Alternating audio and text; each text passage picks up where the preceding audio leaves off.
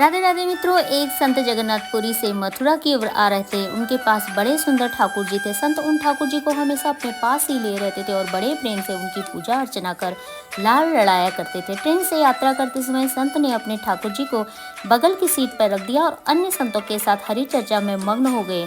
जब ट्रेन रुकी, संत उतरे।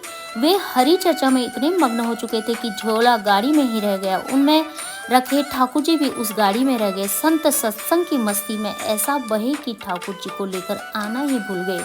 बहुत देर बाद एक संत के आश्रम में वो संत पहुंचे और भोजन प्रसाद पाने का समय आया तो उन प्रेमी संत ने अपने ठाकुर जी को खोजा तो उन्होंने देखा, हाय, हमारे ठाकुर जी तो है ही नहीं।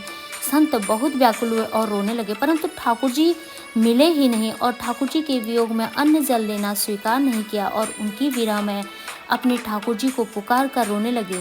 तब उनके पहचान के एक संत ने कहा, मैं आपको नए ठाकुर जी दे देता हूँ।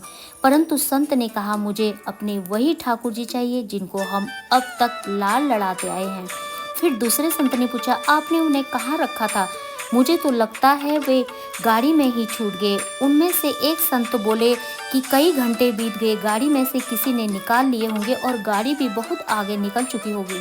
इस पर वे संत बोले, मैं स्टेशन मास्टर से बात करना चाहता हूँ। सब संत उस महात्मा को लेकर स्टेशन मास्टर के पास गए और स्टेशन मास्टर से मिले और ठाकुर जी के गुम होने की शिकायत करने लगे। उन्होंने पूछा, कौन सी गाड़ी में आप बैठकर आए थे? संतों ने उस गाड़ी का नाम स्टेशन मास्टर को बताया तो वो कहने लगे, महाराज, कई घंटों हो गए, वह गाड़ी तो यहाँ खड़ी हुई है और किसी भी प्रकार आगे नहीं बढ़ रही। न कोई खराबी है न कोई दिक्कत। कई सारे इंजीनियर सब कुछ चेक कर चुके हैं परंतु कोई खराबी दिखती ही नहीं। महात्मा जी बोले, अभी आगे बढ़ जाएगी मेरे बिना मेरे प्यारे जी, और कहीं कैसे चले जाएंगे। महात्मा जी ट्रेन के डिब्बे के अंदर गए।